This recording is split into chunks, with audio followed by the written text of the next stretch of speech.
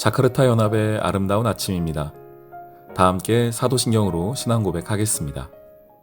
전능하사 천지를 만드신 하나님 아버지를 내가 믿사오며 그 외아들 우리 주 예수 그리스도를 믿사오니 이는 성령으로 잉태하사 동정녀 마리아에게 나시고 본디오 빌라도에게 고난을 받으사 십자가에 못 박혀 죽으시고 장사한 지 사흘 만에 죽은 자 가운데서 다시 살아나시며 하늘에 오르사 전능하신 하나님 우편에 앉아 계시다가 저리로서 산자와 죽은 자를 심판하러 오시리라.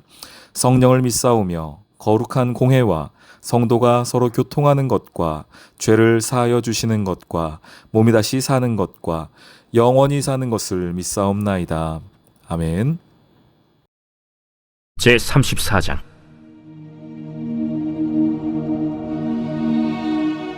레아가 야곱에게 낳은 딸 디나가 그 땅의 딸들을 보러 나갔더니 히위 족속 중 하몰의 아들 그 땅의 주장 세겜이 그를 보고 끌어들여 강간하여 욕되게 하고 그 마음이 깊이 야곱의 딸 디나에게 연연하며 그 소녀를 사랑하여 그의 마음을 말로 위로하고 그의 아버지 하몰에게 청하여 이르되 이 소녀를 내 아내로 얻게 하여 주소서. 야곱이 그 딸 디나를 그가 더럽혔다 함을 들었으나 자기의 아들들이 들에서 목축함으로 그들이 돌아오기까지 잠잠하였고 세겜의 아버지 하몰은 야곱에게 말하러 왔으며 야곱의 아들들은 들에서 이를 듣고 돌아와서 그들 모두가 근심하고 심히 노하였으니 이는 세겜이 야곱의 딸을 강간하여 이스라엘에게 부끄러운 일 곧 행하지 못할 일을 행하였음이더라.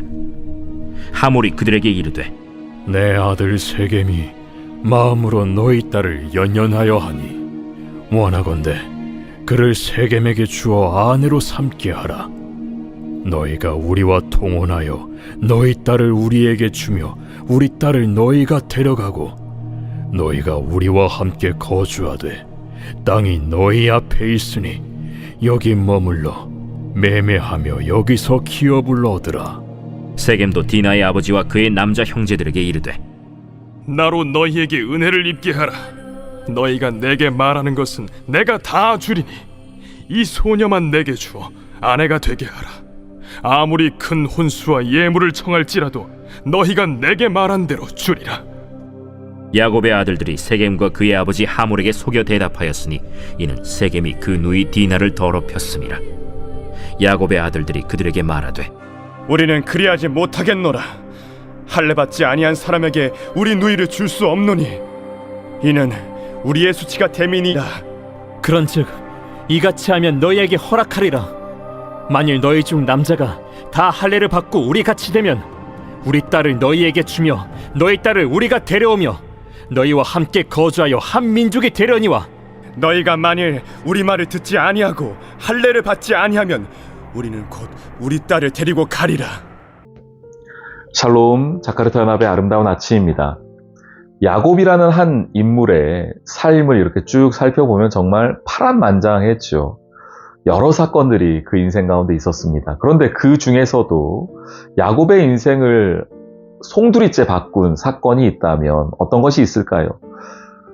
앞서 보았던 베델 사건, 아니면 야복강에서 하나님을 만났던 일들, 자신의 고관절이 부러졌던 일, 아니면 자신의 이름이 야곱에서 이스라엘로 바뀌었던 일, 여러 가지가 있겠지만 저는 이 비포와 애프터가 확실히 차이 나는 것은 오늘 말씀 속에 나오는 이 디나 사건, 디나의 어려움이라고 좀 말하고 싶습니다. 개인적인 생각입니다.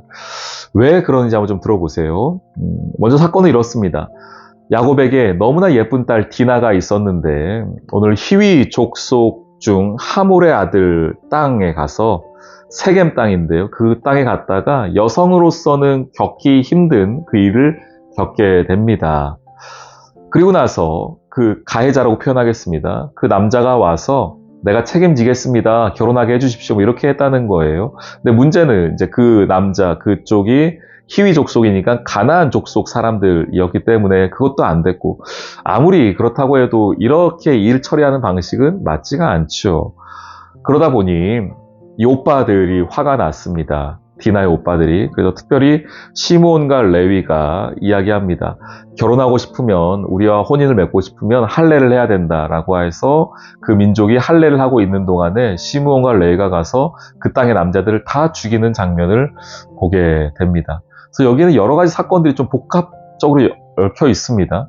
첫 번째로는 딸이 어려운 일을 당했고 험한 일을 당했고, 또 하나는 그 아들들이 할례를 빙자해서 가서 살인을 저지르는 장면까지 좀 보게 됩니다. 그런데 저는 오늘 이 사건이 이스라엘, 야곱의 인생을 아주 송두리째 바꿨다. 이 비포와 애프터가 확실한 사건이다 라고 좀 말씀을 드리고 싶어요. 그러면서 왜 그렇게 좀 말씀을 드렸냐면, 이 이후에 야곱이 하나님을 대하는 태도가 달라지고 이후에 하나님을 고백하는 모습이 달라지는 것을 확인하게 됩니다. 그 전에도 베델에서 하나님 만났고 야복강에서 하나님 만나지 않았습니까? 그런데도 불구하고 우리가 알고 있는 것처럼 그 삶의 자리 가운데에 여전히 자기 중심적인 모습들이 참 많이 있었어요. 그런데 이 아픔의 시간들을 통하여서, 이 가정적으로 말할 수 없는 슬픔의 시간들을 통하여서 이 가정이 하나님께 돌아서는 것을 보게 됩니다. 저는 먼저는 우리 사랑하는 귀한 성도님들이 이런 일, 그러니까 아픔과 슬픔의 일들을 겪지 않기를 정말 축원합니다. 소망합니다. 그런데 어찌 우리 인생이 그렇게만 되겠습니까? 어떨 때는 전혀 예상하지 못했던 슬픔의 일들이 찾아오고 말로 다할 수 없는 아픔도 우리 인생을 찾아오곤 하지요. 그런데 그것이 그냥 아프다, 슬프다, 고통이다 라고 끝나지 않길 소망합니다. 오히려 그 시간을 통하여서 내가 하나님을 더 깊이 알게 되었다. 그 아픔의 시간을 통하여서 내가 하나님의 뜻을 더 발견하게 되었다. 이렇게 좀 고백할 수 있기를 주님의 이름으로 축원합니다. 그게 하나님이 우리에게 주신, 이렇게 표현하는 것이 좀 합당하지 않은 거 알지만 여러분께 표현하겠습니다. 그게 은혜더라고요. 그 고통이 은혜이고 아픔이 은혜인 것을 깨닫게 됩니다. 그래서 우리 그 찬양도 있잖아요. 우리 나는 일어섭니다. 나는 일어섭니다. 더 이상 내 삶에 아픔이 아프게 두지 않겠습니다. 예, 여러분의 아픔이 아픔으로 끝나지 않고 하나님을 더 깊이 경험하는 은혜의 자리 되시기를 주님의 이름으로 축원합니다. 아멘. 오늘의 기도. 주님, 우리 인생에 말로 다할 수 없는 아픔이 찾아왔을 때 그 일이 단순히 고통으로 끝나지 않기를 원합니다. 그 시간을 통하여 하나님의 뜻과 계획을 배우는 성숙과 성장의 때가 되게 해주세요.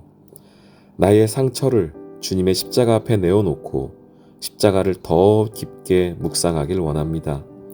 예수님의 이름으로 기도합니다. 아멘.